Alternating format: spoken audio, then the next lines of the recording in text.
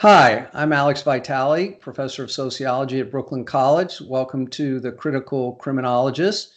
Today, I'm joined by Simon Balto, who's assistant professor of African American history at the University of Iowa and the author of this fantastic book, Occupied Territory: Policing Black Chicago from Red Summer to Black Power.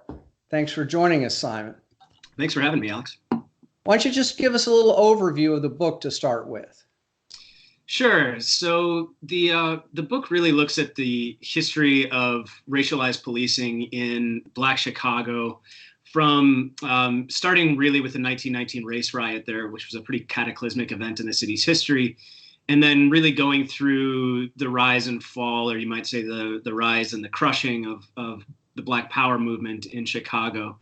And so it looks at both kind of what it meant experientially to be the subjects of this sort of policing regime, and it looks at how this really racialized policing system developed over the course of 50 years or so, kind of trying to figure out why when mass incarceration began to pummel American society, thinking through some of the reasons why it was such a deeply racialized and deeply anti-Black project, really in a lot of ways from the beginning. So really, I'm trying to just trace the threads of the historical origins in this really local context of what I think is a larger phenomenon in terms of policing and how policing as a system feeds the larger carceral apparatus. And Chicago, being a city that I'm familiar with, that I've lived in, multiple times, and that I have a deep love for, seemed to me a good place to research these particular dynamics. And did you come at this initially from more of a carceral studies lens, or were you always interested in policing? I was interested in policing mostly just.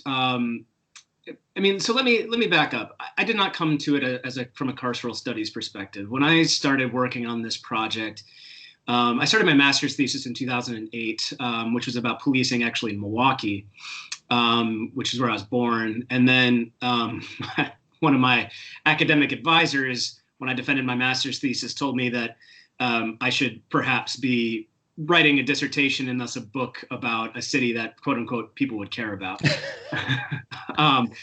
But so really where I came to it from was from the perspective of someone of a scholar of Black studies and of history. So, when I started graduate school in 2008, I was, in my mid-20s, and I had had experiences with the police a little bit myself, and I'd also had a lot of just general observations about police behavior. And, this was a half a decade before Black Lives Matter emerged. But, I think a lot of people, probably yourself included, by that point in time in, the late 2000s, were already pretty aware that this was a crisis, and a particularly racialized crisis. And so when I started working on my dissertation, this book was originally a dissertation. It's, obviously radically revised, but one of the things I wanted to study, actually, with my passion project, so to speak, was actually to research Fred Hampton, the leader of the Illinois Black Panthers. And the advice that I got from advisors was to not do a biography for a dissertation, which I think probably in hindsight was sound advice. And was your doctoral program a history program? My doctoral program was a history program, but my master's program was African American Studies.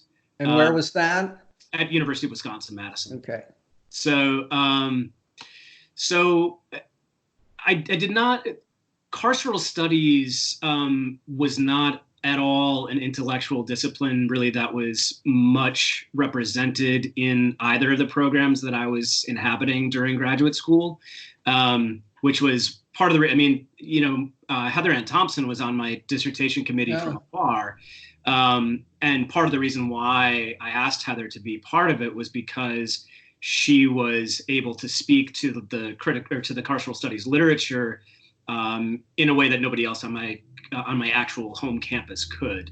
But so I did not come to it from the perspective of a carceral studies person, but I was kind of fortuitous, or I was fortunate. The timing was fortuitous in that when I was cultivating my interests in researching policing, it was right when kind of the carceral studies boom was happening. I mean, I defended my master's thesis and was crafting my dissertation proposal in 2010, which was a really, really influential year, especially for those of us who are historians working on the carceral state. I mean, this was the year that not only the new Jim Crow came out, but Heather's Why Mass Incarceration Matters article came out. Khalil Muhammad's The Condemnation of Blackness came out that year. So I really benefited from being able to kind of latch myself onto this intellectual tidal wave and have it be I kind of grew with this growing historical literature on the carceral state as I was writing, which was interesting and exciting. I mean, all the time there was something new coming out that I, had never even really thought about, and that I was trying to sort of recalibrate my own thinking based upon these new things that I was reading. Well, we've really been in a golden age, first for carceral studies, but now very much for policing. And just in the last couple of years, the number of amazing books, really historical case studies like Clarence Taylor's book on New York and Max Felker-Kahn's book on Los Angeles and your book. It's been very exciting for me, who spent a lot of years in the weeds when there was just no real critical interest in policing, either historically or contemporaneously. Yeah. So I've just been, really enjoying having this full library of books to stay on top of, and looking forward to more to come. And I happen to know a bunch more interesting books in the works. Yeah. Let me ask you, in your intro to the book, you talk about this common theme about under and over policing. Yeah. So on the one hand, folks in poor non-white parts of Chicago are dealing with profound lack of safety, despite the fact that they see police everywhere and see a lot of bad police behavior. Mm-hmm. But one of the ways that under policing, over policing narrative gets used is to say, well, if we could just get police to do the right things, or to do things in the right way, a kind of proceduralist orientation.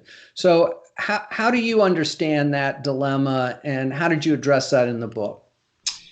It's a great question. I drew that framework directly, actually, from some Black activists who were operating at the end of the 60s and in the 70s.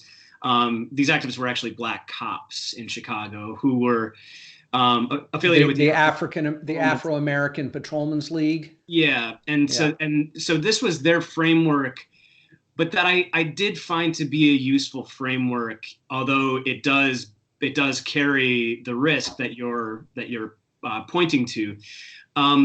The way that I think about these kind of this duality of over policing and under protection is not so much as an argument that if police were doing the quote unquote right things, then the system would function well.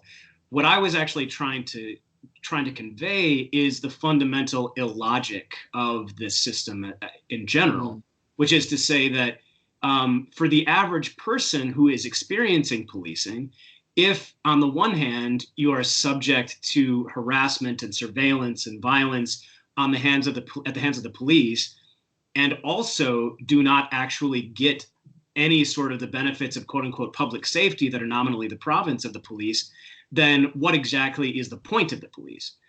And so I've wrestled with this a lot, actually, particularly in talking to the public about my book, because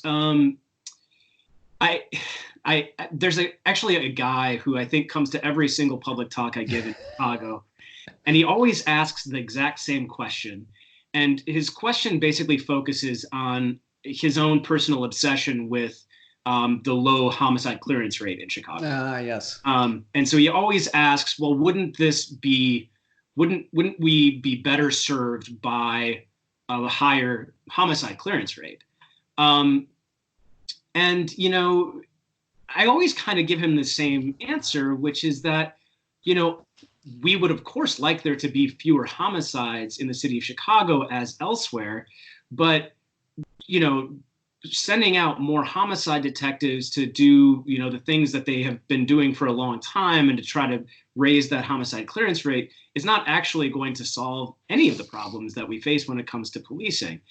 And, there's the problem also, though, for me intellectually, is that, there is a very, very deeply embedded assumption about the police legitimacy that is hard to dislodge for people. And it's especially hard to dislodge for people who experience trauma.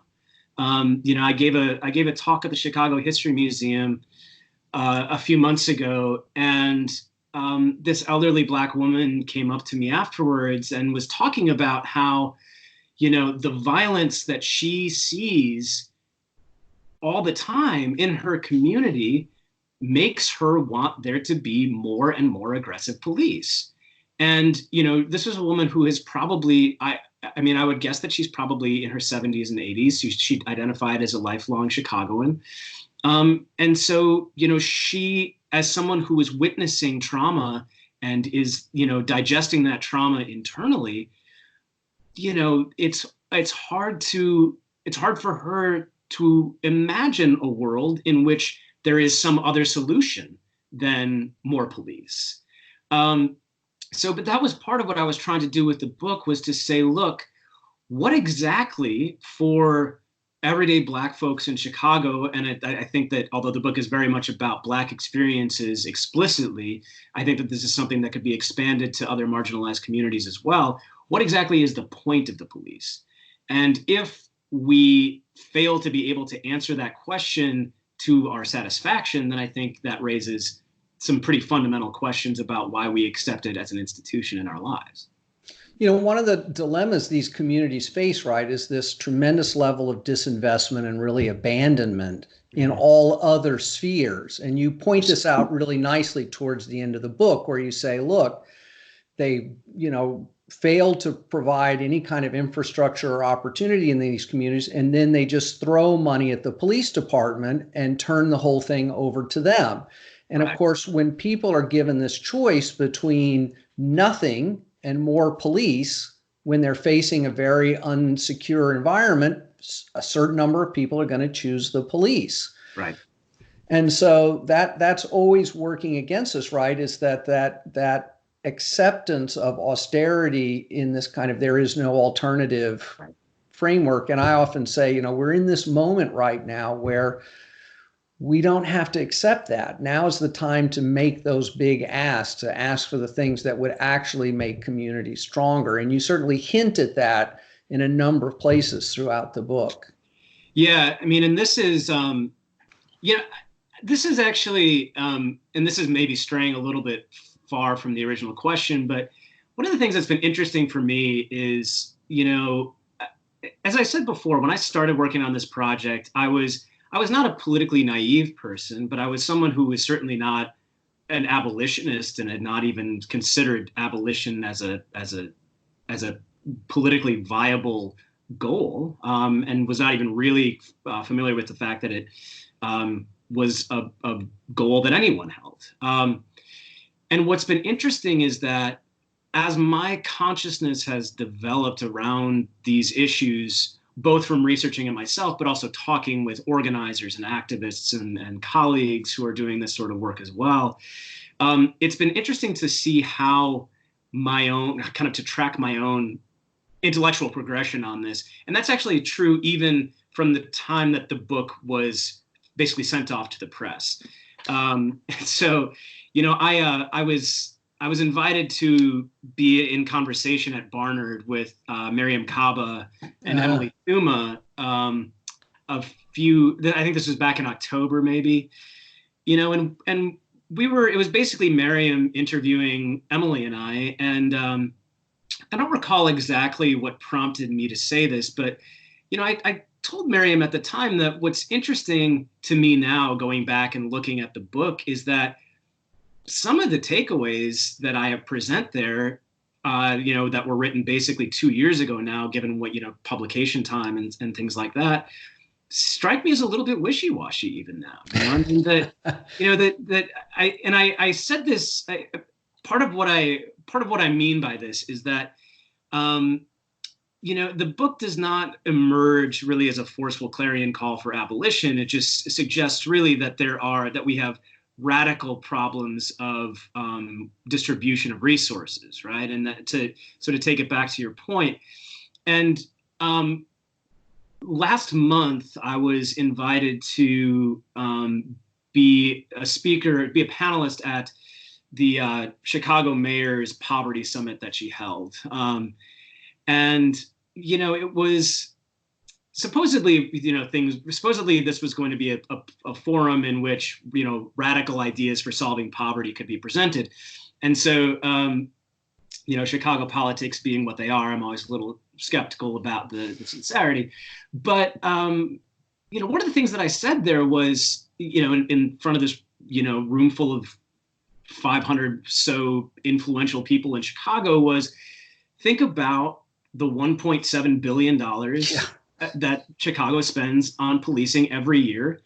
And you could take just a chunk of that and give all citizens who live in poverty a universal basic income. And I think that the argument would be overwhelmingly in favor of that from the perspective of public safety. That I think if you were to give needy people a universal basic income, that the problems that the quote unquote problems that the police are sent in to solve, probably most of them go away, or at least a significant portion of them go away. Within about 3 hours after I made that comment, the Chicago Mayor Lori Lightfoot very explicitly discarded the idea of a UBI. But I think that just in general, much less taking it from the police budget. Exactly, and that's exactly the point, right? I mean that, the mayor's office has invited me to a couple of things, and I don't know if I'm just being, I don't know if I'm doing the wrong thing and giving it a veil of legitimacy that it doesn't deserve by participating. But, I always offer these sorts of talking points and ideas about rethinking how much money we spend on the police, and it just never seems to go anywhere. But, be that as it may, I think that that's something that people really need to be aware of. I mean, whether that be in Chicago, which spends 1.7 billion a year, or New York is over 5 billion a year, I think now.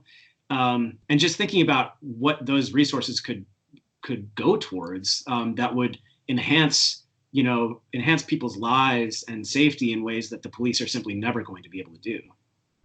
I wouldn't want to talk you out of participating in those kind of venues, but strategically for me, I was so hopeless about having any impact at that level in this current political environment that my whole emphasis has been on trying to move folks in the community who want better policing towards less policing. Because I just think that is a needle that can be moved a little bit, because there are voices within those communities making those arguments. There are real movements happening. And if I can help those movements move that needle, I think, and then so that if we can create a broad constituency in these most heavily impacted communities for this kind of invest-divest model, yeah. That I think is how we're going to get it. Because I don't think there's any convincing the Lightfoots. They've made their peace with corporate America and a kind of, unreconstructed urban liberalism. So it's going to require a different set of pressure politics to make that happen. So also working with political candidates who are going to be very explicitly embracing that kind of an idea and helping them refine their ideas and connect to experts and try to build them up. That's been my kind of theoretically, my strategic orientation towards this. Sure. Yeah, that makes a lot of sense. And I wonder if some of the wishy-washiness, if you will, of your analysis was driven in part by your interest and connection to this Afro-American Patrolmen's League, so that you had this group with an interesting racial analysis about what was going on and a deep critique of policing, but not really deep enough. Right. That ultimately a lot of these Black police officers, their critique is a proceduralist critique. Mm-hmm. Yeah, I mean, that's true. It also, though, captures the fact that, Black Chicago, just like Black America, is obviously not a monolith, right? And so, the Afro-American Patrolmen's League, I think in its framing, in a lot of ways, reflects both constituencies of Black voices that were really active around policing in Chicago in this late 60s, early 70s moment, some of which we're talking about, some of which were really, really far more radical critiques of police violence, especially, if not policing in general. But you also have a really vocal wing of folks within Black Chicago who are actively campaigning for more police because they are witnessing and experiencing rising intracommunal violence, and thus, have sort of adopted the logic that does not say only invest in the police, but it does say we need to invest in the police while we also invest in these other resources that would help build up the community. So part of what I wanted to do was to, part of why it's not a full-blown and universally radical critique is because that would not be representative, right? Right. So, my own politics, and this gets back to the woman that I mentioned before, who was witnessing and experiencing trauma herself. But, public opinion polls in Chicago, among Black Chicagoans still to this day, do not have a particularly radical approach to police, right? I mean, that, generally speaking, people assume that more police will keep them safe. And so as a historian, I was trying to convey the kind of multiplicity of voices that were animating this conversation, even if my own political analysis is not so charitable, I guess, to the prospects. And one of the things about that group and about some of the community-based groups is this kind of disconnect between, on the one hand, thinking about policing through a lens around racism, slavery, and colonialism, but then on the other hand, seeing the solution being, a civilian oversight board or Right. or hiring a few more Black police officers. And I noticed that same dynamic in Clarence Taylor's book on New York. You have the American Communist Party talking about class struggle, and then their big campaign is for, some kind of civilian oversight board. Mm-hmm. Yeah, I mean, that's, the fundamentally conservative nature of a lot of campaigns. I mean, I guess conservative is perhaps conservative in the general political imaginative sense, in terms of people dealing with what they see as, as kind of rogue police departments or rogue police officers, is not always that inspiring. That was really evident to me in Taylor's book is, there's that kind of seemingly evergreen search for some sort of effective civilian oversight without really questioning the actual internal logics of policing itself. And I do see the same thing happening to a pretty significant degree in Chicago. I mean, historically, especially. I mean, I think that's less true today. I mean, that there's a lot more radical visions of criminal justice in Chicago today than there were in the past. But you have. I mean, I think that the most radical vision, that's really any sort of fully articulated vision that comes out of Black Chicago during this time period that I studied, was the Panthers' quest for community control of the police, right? I mean, you have other moments in time that are perhaps radical in their rejection of police legitimacy, particularly with the communists in the 1930s, really rejecting police power to enforce austerity politics.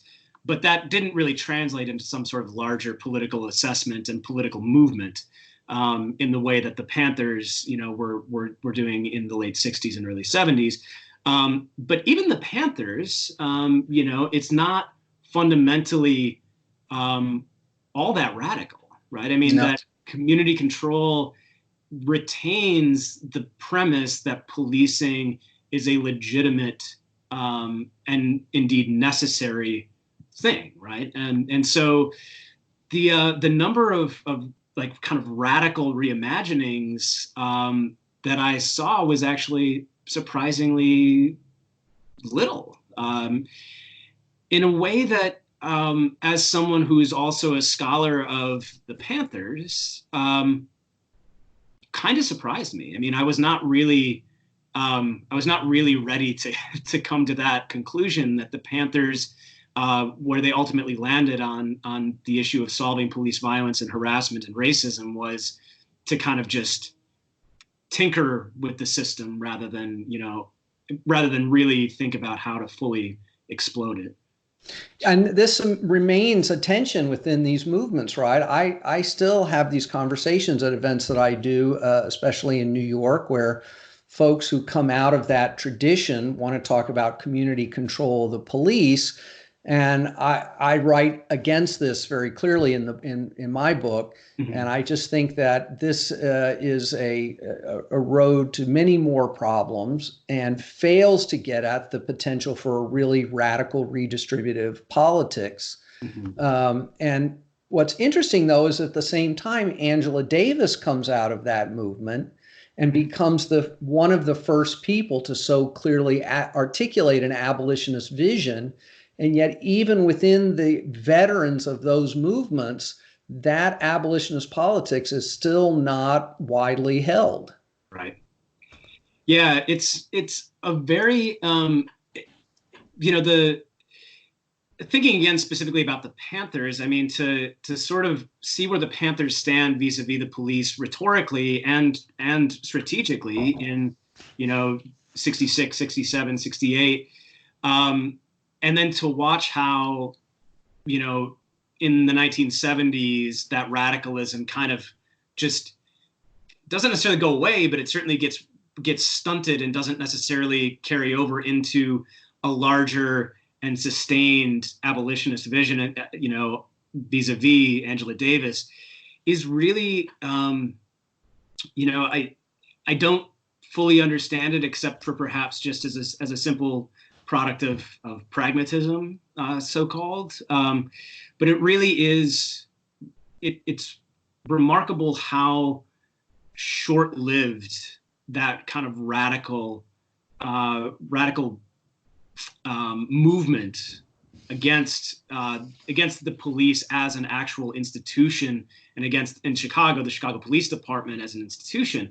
It's really shocking how short-lived that sort of radical assessment is. I mean, that, by the early 70s, when what's left of the Panthers in Chicago are doing the quest for community control, I mean, it's a vision that is both watered down from what it would have been 5 years ago, but also it's watered down by virtue of the fact of the political alliances that the Panthers are having to make in doing this sort of movement, and ultimately the movement proves to be ineffective anyway. So it is surprising in a way that I can't fully explain, but it is, it does seem like in that late 60s moment there was an energy and at least somewhat of a vision, if not a fully realized one, that was ultimately lost for the most part. And of course, the police were actively involved in preventing that movement from flourishing and in suppressing it. And of course, you have this interest in Fred Hampton, who was an incredibly threatening figure in that way because of his ability to build cross-race alliances. And you discuss this at some length in the book. You want to tell us a little bit more about where this interest in Fred Hampton comes from? Yeah, I mean, my interest in Fred Hampton comes really from when I was living in Chicago before I went to graduate school at Wisconsin. So I moved to Chicago sort of aimlessly, and I was working as a cook, and then I started taking night classes at Roosevelt University um, in downtown Chicago. And one of the professors that I had there, who's since become a pretty good friend of mine, he was teaching a class on the history of Black Chicago, and he had Fred Hampton's brother Bill come in and talk to us. And so I just got really enthralled with this story and started to find out, whatever I could about it. And so that interest, obviously, I mean, I think that interest is very evident in this book, and it's actually one of the projects that I'm thinking about or that I'm working on now for the future is actually coming back to that dream project of doing a book about Fred Hampton. But I just think his is a life that, it's tragic in its in its violent end, but it's also an organizing and activist life that's really, really inspiring, and that I think has a lot of lessons to show about, the importance of cross-racial solidarity, of really questioning in a lot of ways the fundamental logics of, of capitalism, of colonialism, and of so many other projects of oppression, but also figuring out real ways to organize around, mutual forms of oppression that transcend lines of race, and thinking about how to kind of imagine an interracial movement that would challenge, these systems of oppression. And, I mean, you read other Panthers talk about Fred Hampton, or you talk to people who knew Fred Hampton, and they all talk so much about his kind of unbridled potential, that obviously turned out to be circumscribed by the state killing him.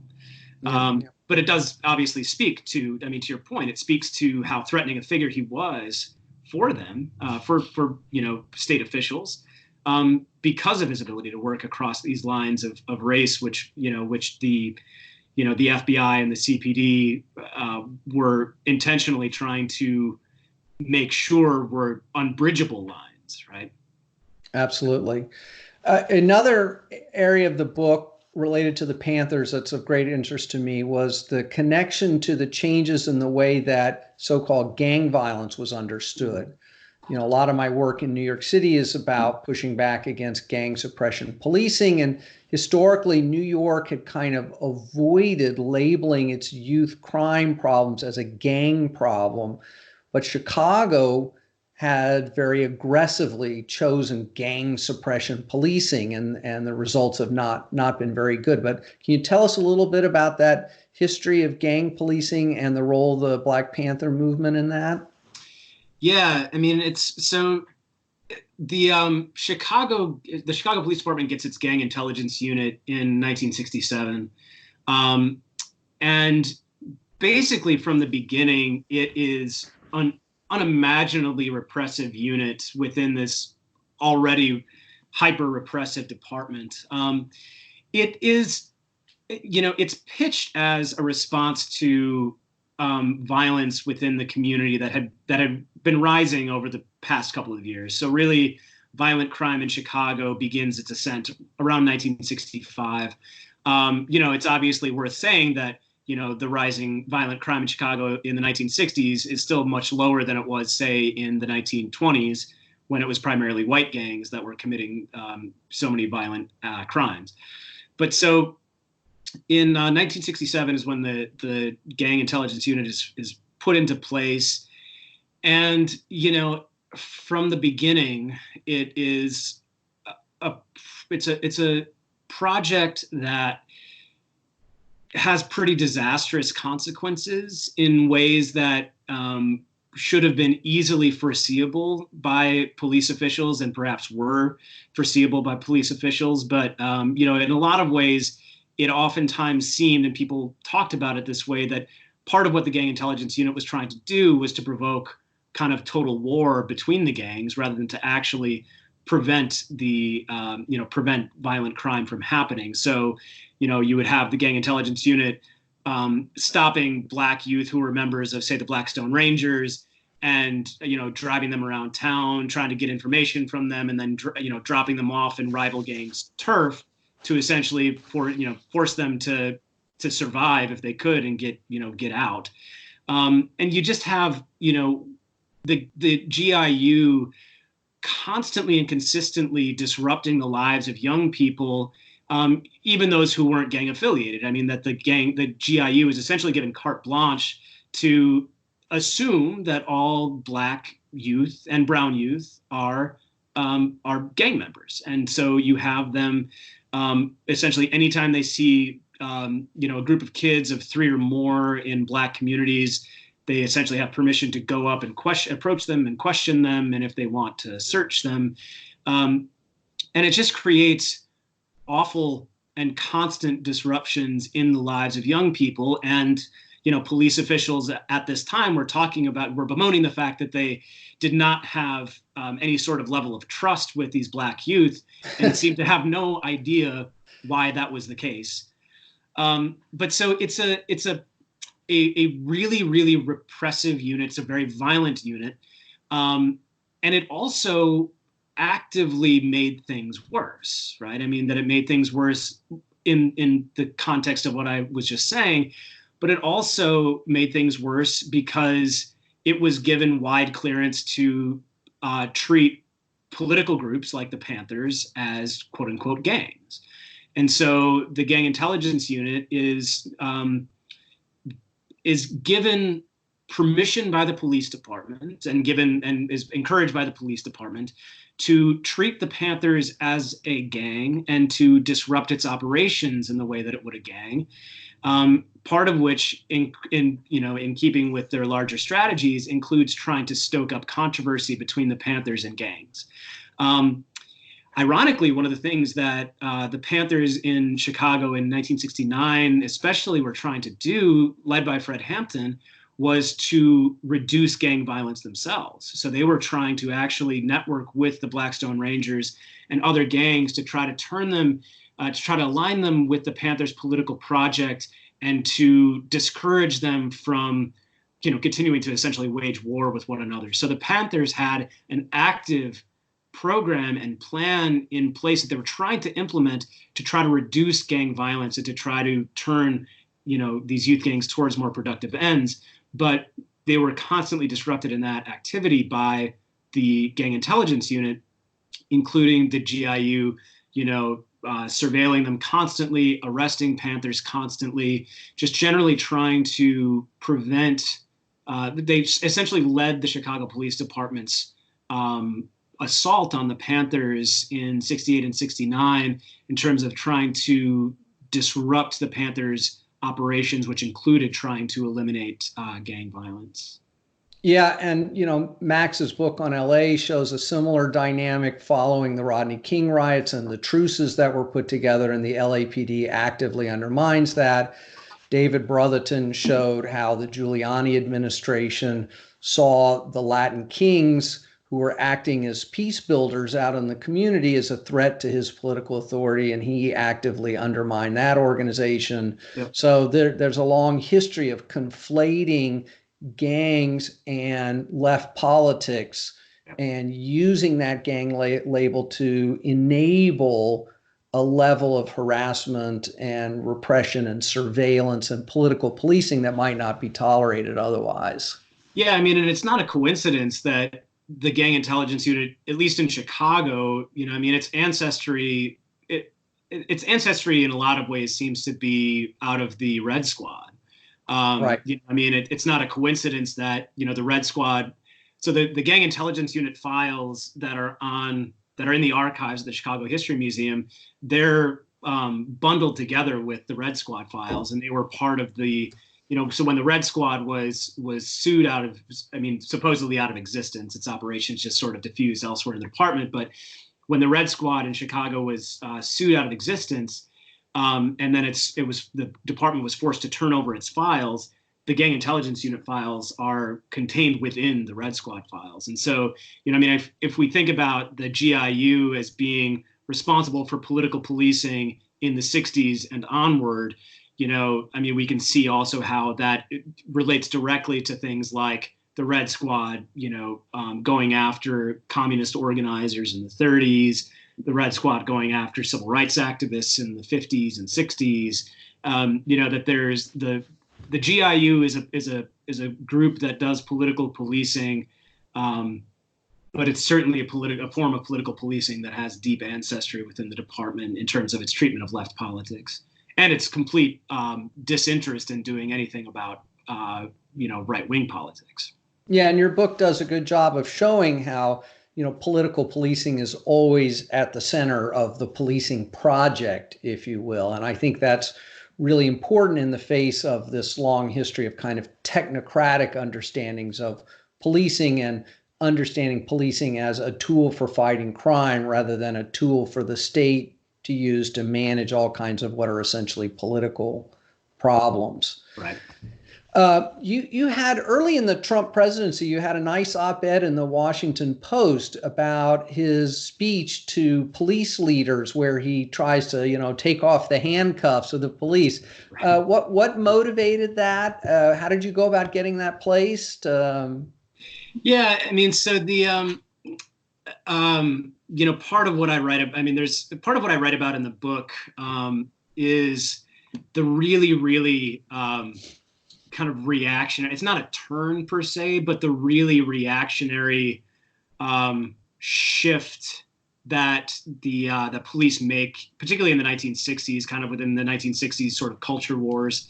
And one of the ways that manifests is in the Fraternal Order of Police's embrace of George Wallace in the 1968 presidential run. And when you listen to Trump talk to cops, it's very reminiscent of the pitch that Wallace was making to cops in '68, which was basically, people tend to think of Nixon as the law and order candidate in the 1968 election, but he paled in comparison to what George Wallace was telling cops. And so, George Wallace goes and speaks at the Fraternal Order of Police's national gathering, and he has widespread support from cops in that election, and it's really because he is bemoaning the downfall of civilization, and he's bemoaning the fact that things like these urban uprisings wouldn't be happening if the liberal Warren Court and all these other larger forces weren't kind of undercutting police, undercutting the police's ability to do their job.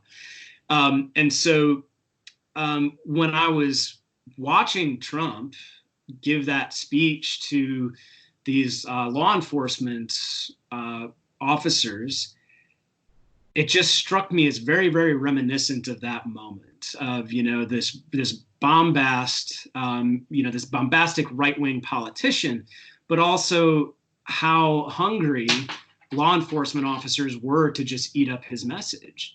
And so it struck me as an important historical parallel. And so the Post has a special wing called Made by History of its op-ed page. It's basically a forum for historians to pitch op-ed pieces that are basically trying to make sense of the present through the lens of the past.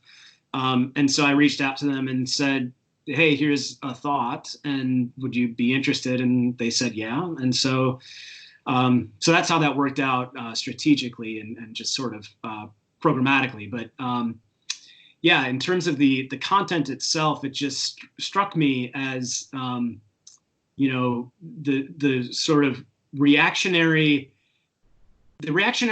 politics of the police, but also how police in late 20-teens United States were feeling very put upon and defensive in the same way that police in the late 1960s were, partly because in the late 1960s there was an active movement really, really critiquing the police in a similar fashion to how there was in mid 20 teens America. Yep. And so I think that the positionality of the police and their responsiveness to really reactionary right-wing politicians it's just really, really parallel between Trump and these other, awful politicians of the past. Was there much reaction to the police, and have you continued to try to write those kinds of op-eds? I did not. I mean, the comment section, as you can imagine, was a nightmare. I didn't see much in the way of in the way of a response from the police themselves, and I tend to monitor these things kind of closely because I'm a bit of a masochist, and so I follow the Chicago Fraternal Order of Police on social media and stuff like that. To the best of my knowledge, they're not aware of my book, which for better or for worse. But yeah, I haven't seen much in the way of a response from the police themselves. I was paired with a spokeswoman from the Chicago Police Department at an event at the Chicago History Museum last year, and she was very, very. I mean, she's a former newswoman and was very good at kind of obfuscating on any challenging questions. But she was cordial and it was a fine, if ultimately pretty fruitless conversation. But I haven't seen much in the way of a reaction from the police, no. So I understand you recently received a National Endowment for the Humanities Fellowship. Can you tell us about what that's going to be supporting? Yeah. So and congratulations. Thank you. Yeah, I have the benefit of having the next couple of years off because I got an ACLS fellowship as well. And so I'm working really on two parallel projects. One is this Fred Hampton project, which is, it's going to take a while. I've done a lot of research archivally, but it's also going to mean me getting to spend a lot of time in Chicago, getting to talk to people, and just doing a lot of interviewing. And obviously with the world shut down for who knows how long, that's sort of on hold. The project for which I formally was awarded the NEH was a completely different project, which actually looks at the history of white criminals donning blackface to commit crimes, and thinking about how the rise of that practice in the Jim Crow era United States kind of speaks to this larger, as Khalil put it, the condemnation of blackness and kind of the rising assumptions about black criminality and the ways in which these ideas about black criminality were being absorbed into the public consciousness and then getting deployed in these sorts of acts. And it also looks at the ways in which black folks fought back against this practice. I mean, that there were calls for legislation making it a federal offense to don blackface before going out and robbing a bank or whatever. There was, Ida B. Wells crusaded against it because she was deeply concerned about the fact that it ginned up the wrath of lynch mobs against fictitious black criminals, and it's kind of, it would be wrong for me to say that it's everywhere in the historical record, but it's this kind of, it's a really, bizarre is the wrong word. It's a very troubling historical fact that has just kind of been hiding in plain sight, and that I think has a lot to say about, racist perceptions of crime, as well as just, the general ways in which things like blackface, get diffused, throughout larger social systems and in these sorts of very, very seemingly odd actions. So it's it's a project that really just sort of it was one of those ones where I saw one example of it in Chicago and I kind of started what the hell is that? Yeah. Started tugging on that thread, and it turns out that there's a lot there. So I'm excited to be, I'm finishing up an article on that right now, and then kind of figuring out where to go from there for its prospects as a book project. And so. Great. Well, we'll definitely be looking forward to seeing the finished product on that. Thank you. Is there anything you're reading right now or finished recently you want to recommend to folks in this field? Sure. I've been reading a lot. I've been reading a lot lately outside of carceral studies, but I will say, I mean, this is not going to be earth-shattering to you, but I mean, obviously Stewart's book is fantastic. Yeah, he's been on the show. Yeah. Sarah So's book, Policing the Open Road, is I'm not finished with it yet. She's a colleague of mine at Iowa. She's in the law school there, but she's a legal historian. It's really a fascinating book. Emily Thuma's book on carceral feminism was really good. The academic book that I finished most recently was actually Johanna Fernandez's book on the Young Lords, which I would really recommend, especially for New Yorkers, but just in general for people who study social movements. There's not a lot there that's about issues of carcerality, but there's a lot there to chew on in terms of movement politics and solidarity politics and really how organizing works. It's a really great book. So I recommend that even for people who would not necessarily approach it from a carceral studies perspective. Excellent. Well, I want to thank you so much for taking the time to join us today, and look forward to seeing the future work, and you're staying well during these difficult times. Same to you, Alex. Thank you. Appreciate you. You bet. You bet.